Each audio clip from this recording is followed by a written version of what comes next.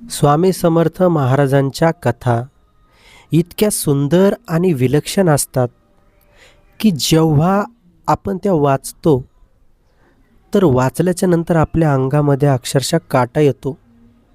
आपल्याला त्याचं कुतूहल वाटतं.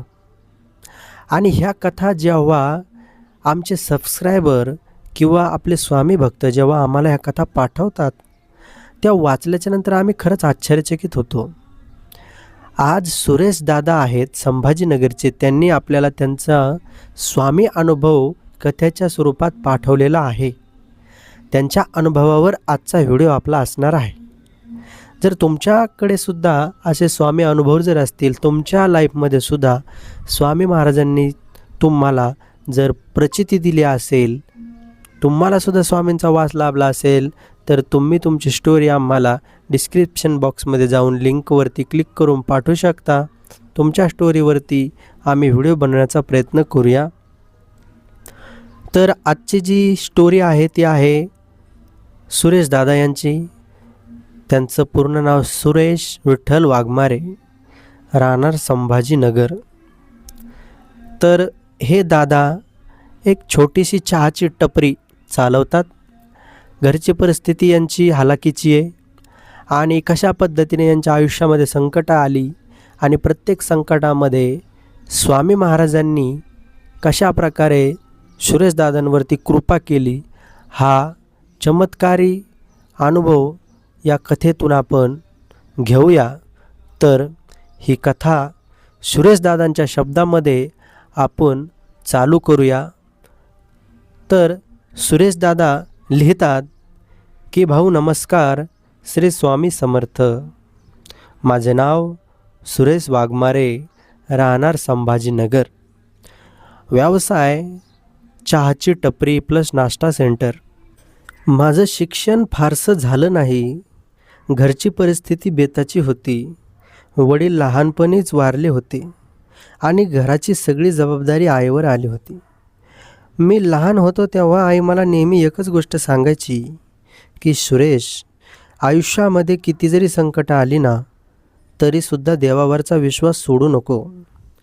त्यावेळी मला तिच्या या बोलण्याचा फारसा अर्थ कळत नव्हता, कारण माझ्या मते देव म्हणजे मंदिरात असणारी फक्त दगडाची मूर्ती. पण जसं जसं आयुष्य पुढे गेलं तसं तसं मला समजायला लागलं की देव फक्त मंदिरात नसतो, तर तो आपल्यासोबतसुद्धा चालत असतो.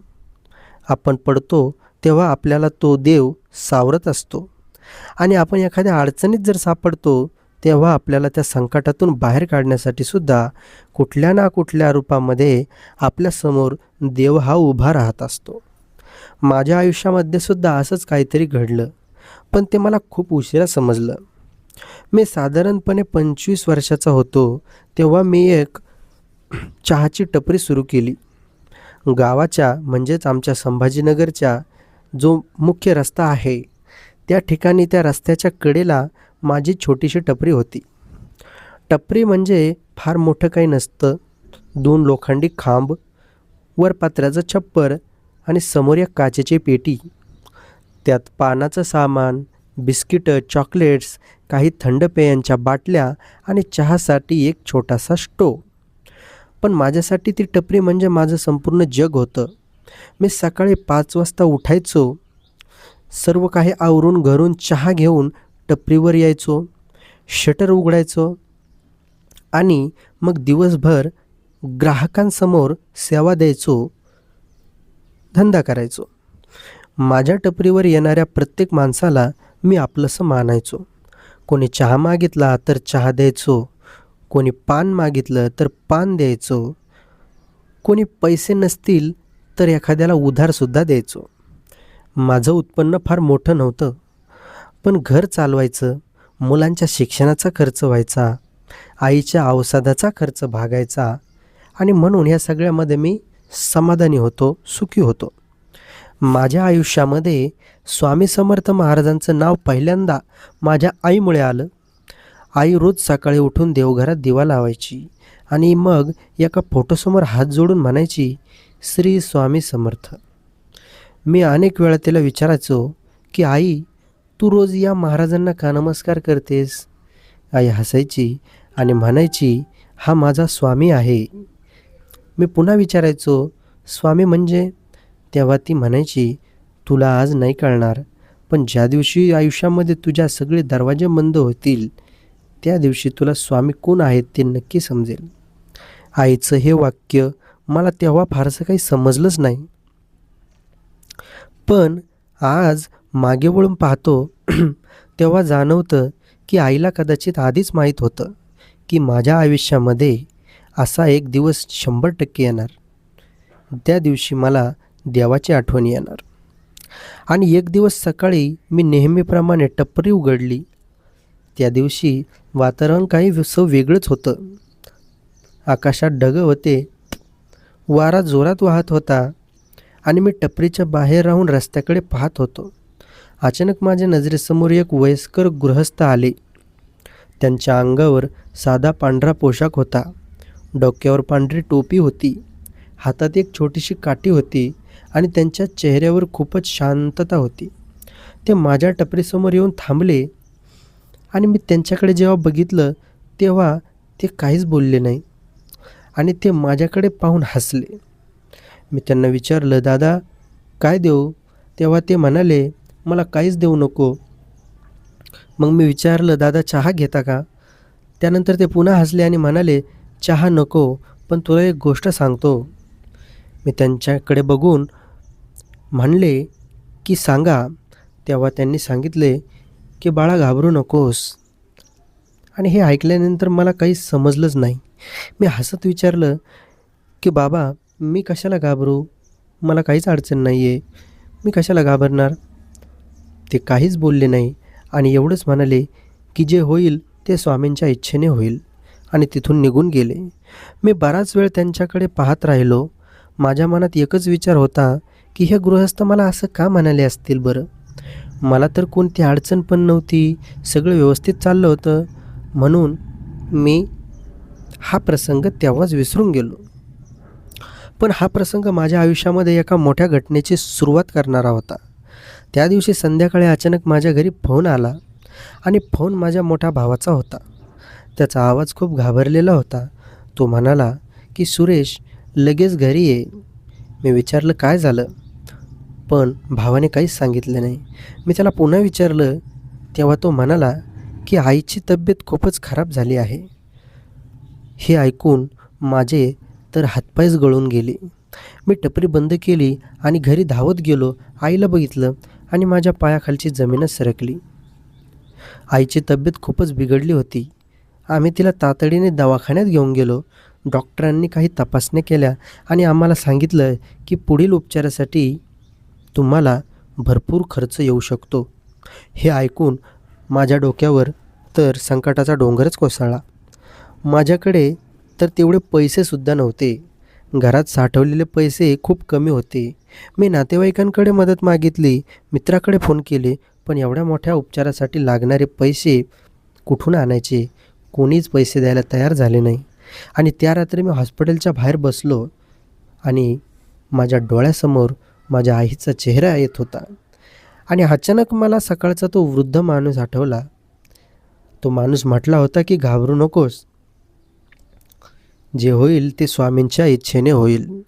आणि हे आठवल्याच्या नंतर मी पुन्हा स्वतःला समजून सांगितलं की सुरेश असं काही नसतं, हा एक अंधश्रद्धा आहे. संकटात माणूस काही पण विचार करतो, त्या सकाळच्या वृद्धाचा आणि ह्या घटनेचा काही संबंध नाही. एवढं विचार करून मी डोकं खाली घातलं आणि पहिल्यांदा माझ्या आयुष्यामध्ये मी मनापासून देवाला हाक मारली.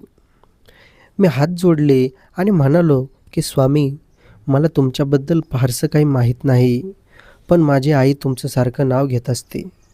ती म्हणते तुम्ही संकटात धावून येता. मग आज माझी आई खुद स्वतः संकटात आहे. जर तुम्ही खरंच देव असाल तर आज माझ्या आईचा प्राण वाचवा. हे म्हणताना माझ्या डोळ्यातून अश्रू वाहत होते. मी पुन्हा म्हणालो की माझ्याकडे पैसे नाहीत, माझ्याकडे मोठी ओळख नाही, माझ्याकडे कुणाचा आधार नाही, पण माझी आई माझ्यासाठी सर्व काही आहे. तिला काहीच होऊ देऊ नका. आणि एवढी प्रार्थना करून मी झोपी गेलो. सकाळी डॉक्टरांनी आम्हाला बोलावलं. माझ्या मनात भीती होती. आणि डॉक्टरांनी सांगितलं की सुरेश, तुमच्या आईच्या तपासणीत काही गंभीर गोष्टी काही दिसल्या नाही. काल परिस्थिती खूप चिंताजनक वाटत होती, पण रात्रीपासून अचानक त्यांची प्रकृती सुधरत आहे. हे ऐकून मला विश्वासच बसला नाही. मी आईजवळ गेलो तेव्हा आईनं डोळे उघडले आणि माझ्याकडे पाहून म्हणाले की सुरेश, स्वामी आले होते.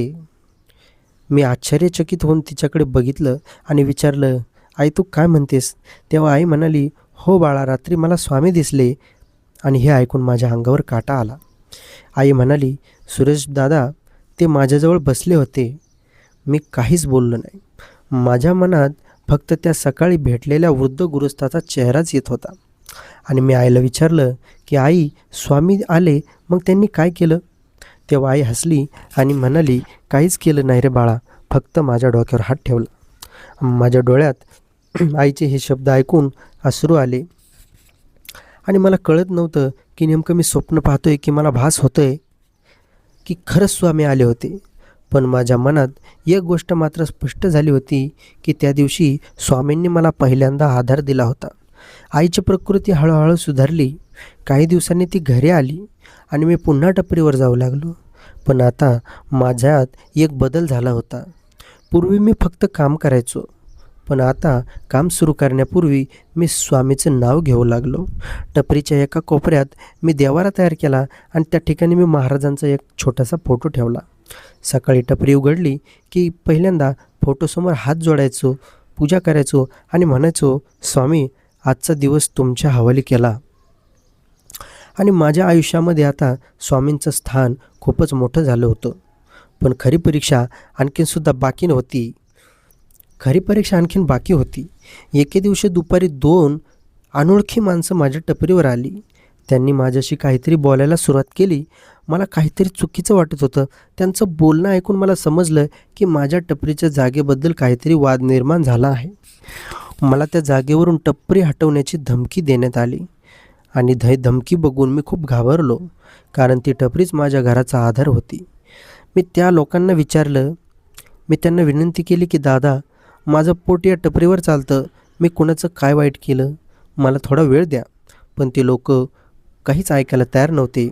ते म्हणाले की लवकरात लवकर टपरी इथून हलवा. या जागेवर तुम्ही बेकायदेशीर या ठिकाणी अतिक्रमण केलेलं आहे. त्या रात्री मी घरी आलो. आईला सगळं सांगितलं. आई शांतपणे म्हणाली, सुरेश, स्वामींचं नाव घे.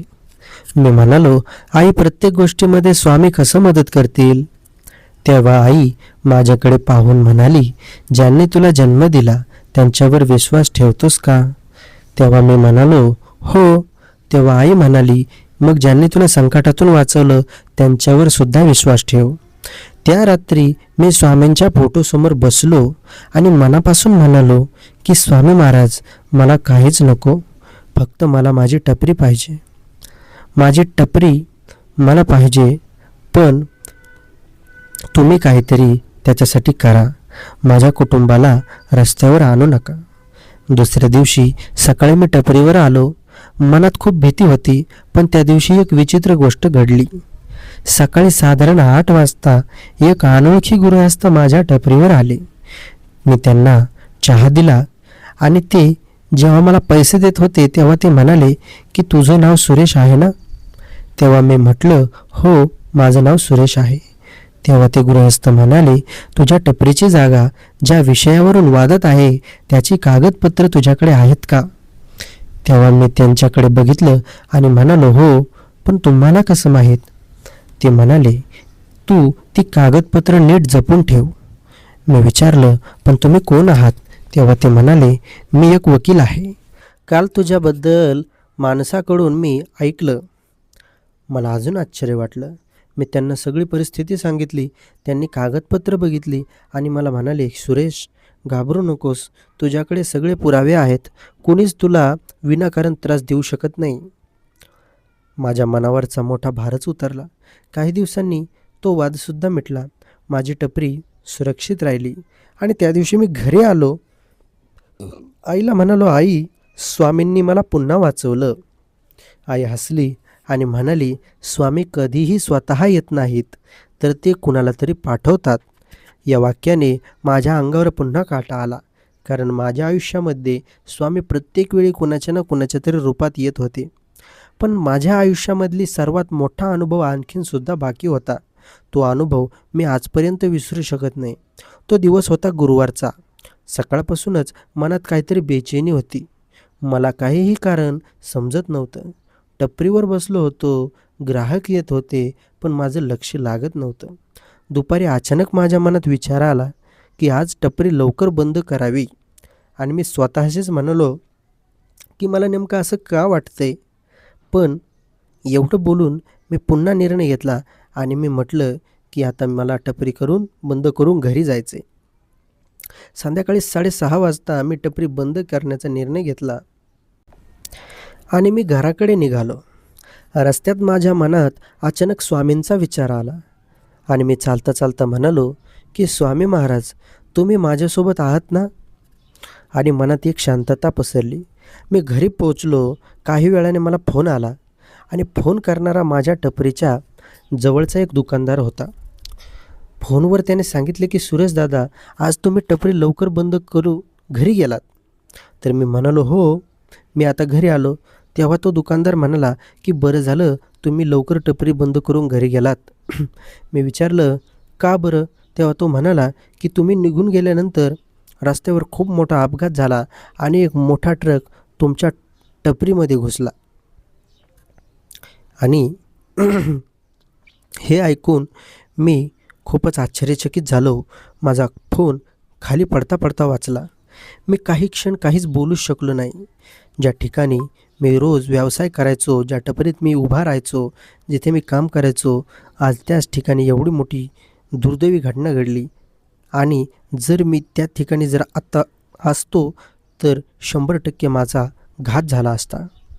आणि त्या दिवशी मला अचानक टपरी लवकर बंद करून घरी जाण्याची इच्छा झाली आणि म्हणूनच माझे प्राण वाचले. आणि त्या रात्री मी स्वामींच्या फोटोसमोर बसलो आणि माझ्या डोळ्यातून अश्रू वाहू लागले. आणि मी फक्त एवढंच म्हणालो की स्वामी महाराज, आज मला समजलं की तुम्ही माझ्या टपरीतल्या त्या छोट्याशा फोटोमध्ये नाही, तर तुम्ही माझ्या प्रत्येक श्वासामध्ये सुद्धा आहात, माझ्या पावलामध्ये आहात, माझ्या विचारामध्ये आहात. मी कुठे जातो, काय करतो, हे सगळं तुम्हाला माहिती आहे. आज या घटनेला अनेक वर्ष झाली आहेत, पण त्यानंतरसुद्धा एवढी वर्ष होऊन देखील माझा व्यवसाय आजसुद्धा त्याच जोमाने सुरू आहे. आजसुद्धा माझी टपरी त्याच जोमाने जिवंत आहे. ती फार मोठी झालेली नाही, पण माझ्या मनातली श्रद्धा मात्र खूप मोठी झाली. आज माझ्या टपरीवर जो कोणी येतो त्याला मी एकच गोष्ट सांगतो की माणूस किती जरी मोठा असला तरी संकटाच्या वेळी मात्र त्याला कोणी जर आधार देणं जर असेल तर तो फक्त आणि फक्त ईश्वर असतो, देव असतो, स्वामी असतात आणि श्री स्वामी समर्थ महाराज असतात. मला स्वामी महाराजांनी कधी सोन्याचे महल दिले नाही. माझ्या आयुष्यामध्ये अचानक कधी कोट्यवधी रुपये त्यांनी मला दिले नाही, पण त्यांनी मला त्यापेक्षासुद्धा खूप मोठी गोष्ट दिली, खूप मोठा विश्वास दिला. आणि त्यांनी माझ्या मनामध्ये जी श्रद्धा उत्पन्न केली ती खरोखर खूपच भारी. संकट आलं की घाबरायचं नाही, अडचण आली की खचायचं नाही, आणि सगळे मार्ग जरी बंद झाले तरी भ्यायचं नाही, कारण स्वामींच्या चरणावर विश्वास ठेवायचा. आणि माझ्या आयुष्यामध्ये आजसुद्धा अनेक अडचणी येतात, पण आता मला भीती वाटत नाही, कारण मला माहीत आहे मी एकटा नाही, तर माझ्या पाठीशी स्वामी आहेत, माझ्यासोबत स्वामी आहेत. आजसुद्धा रोज सकाळी टपरी उघडण्यापूर्वी मी स्वामींच्या फोटोसमोर हात जोडतो आणि एकच वाक्य म्हणतो की स्वामी महाराज, आज माझ्याकडून कोणाचं वाईट होऊ देऊ नका आणि माझ्यावर तुमची कृपा अशीच राहू द्या. आणि मगच मी माझे काम सुरू करतो. माझ्या आयुष्यामध्ये स्वामींनी मला एक गोष्ट शिकवली की देवाला मोठ्या मोठ्या गोष्टींची गरज नसते. तुमच्या मनामध्ये श्रद्धा असली पाहिजे, तुमच्या ओठावर स्वामीचं नाव असलं पाहिजे, आणि संकटाच्या काळात तुमच्या मनातून एकच आवाज आला पाहिजे, श्री स्वामी समर्थ. कारण ज्याच्या आयुष्यामध्ये स्वामींची सावली असते त्याला आयुष्यामध्ये कोणतीही परिस्थिती कितीही वाईट असू द्या, कितीही मोठं वादळ जरी आलं तरी तो माणूस कधीच पूर्णपणे एकटा राहत नाही. तर मी सुरेश वाघमारे, एक साधा चहा टपरीवाला, माझ्याकडे सांगण्यासारखं मोठं काही नाही, पण माझ्याकडे स्वामींचा हा दिव्य अनुभव आहे आणि मी आज तुम्हाला तो सांगितला आणि आज त्या अनुभवामुळे मी आयुष्यभरासाठी स्वामींचा झालो आहे. म्हणून आजसुद्धा माझ्या टपरीवर येणाऱ्या प्रत्येकाला मी एकच सांगतो की एकदा तरी मनापासून स्वामींना हाक मारून बघा. 100% स्वामी तुमच्या आयुष्यामध्ये तुम्हाला कोणत्या ना कोणत्या रूपात मदत करतील आणि तुम्हाला ते कळणारसुद्धा नाही. श्री स्वामी समर्थ. तर अशा प्रकारे सुरेश दादा यांची ही आजची सत्य स्वामी अनुभव कथा आपण ऐकली. जे स्वामी भक्त शेवटपर्यंत ऐकत होते त्यांना प्रेमाचा श्री स्वामी समर्थ आणि त्यांनी कॉमेंटमध्ये श्री स्वामी समर्थ लिहूनच जावे. आणि जर चॅनलवर नवीन असाल तर चॅनलला सबस्क्राईब करावे. धन्यवाद. श्री स्वामी समर्थ.